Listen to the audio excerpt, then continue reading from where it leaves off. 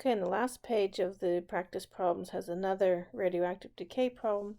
So I've got 500 microcuries of barium-131 with a half-life of 12 days. So T1 half is 12 days.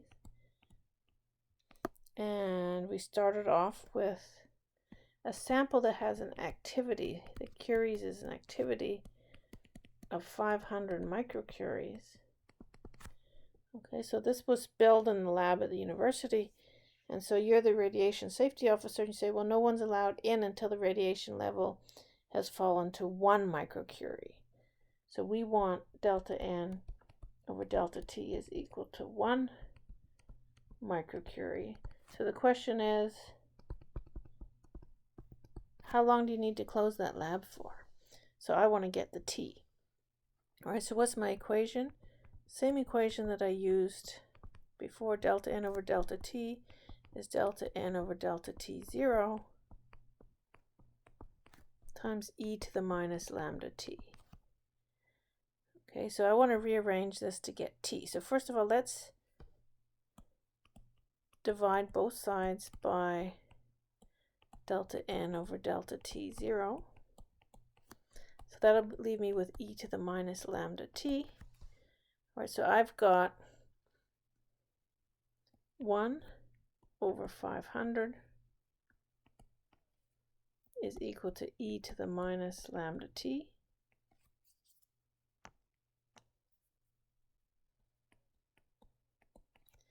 Okay, so I want to get the T, and T is up in the exponent here. So what do I have to do?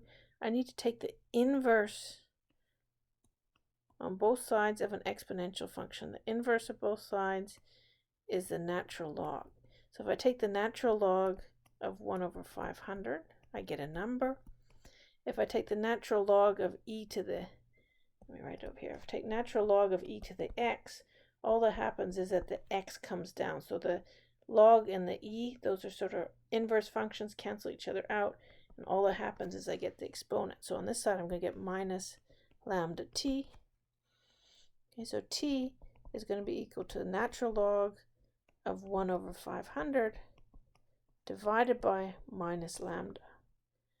Okay, so what's lambda? Well, I'm going to have to do exactly the same thing that I did in the previous problem. Half-life, T1 half, is equal to ln 2 over lambda. So lambda is equal to ln 2 over T1 half.